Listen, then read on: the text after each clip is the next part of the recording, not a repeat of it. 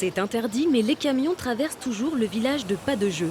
Ils sont bruyants, volumineux au point d'égratigner les façades et imposants pour qui voudrait traverser.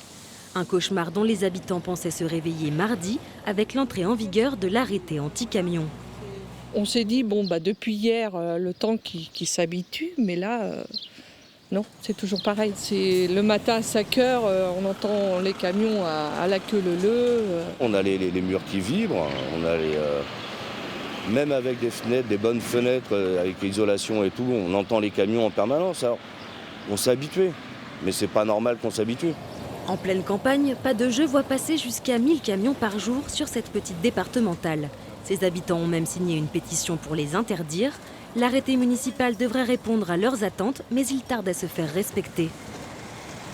La mise en place se passe, on va dire, difficilement sur le plan logistique.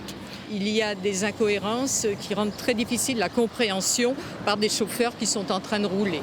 En cause, une signalisation insuffisante. La commune de Pas-de-Jeu a proposé des itinéraires alternatifs et transmis son arrêté au département ainsi qu'à la préfecture il y a plus d'une semaine. La maire du village veut encore y croire. Ça fait des années, 15 ans, 20 ans, les gens passent par Pas-de-Jeu, c'est un axe. C'est pas facile de changer les habitudes, mais j'ose espérer que tout à chacun va se rendre à la loi puisque c'est interdit. Voilà. Le non-respect de l'arrêté municipal entraîne une amende de 90 €.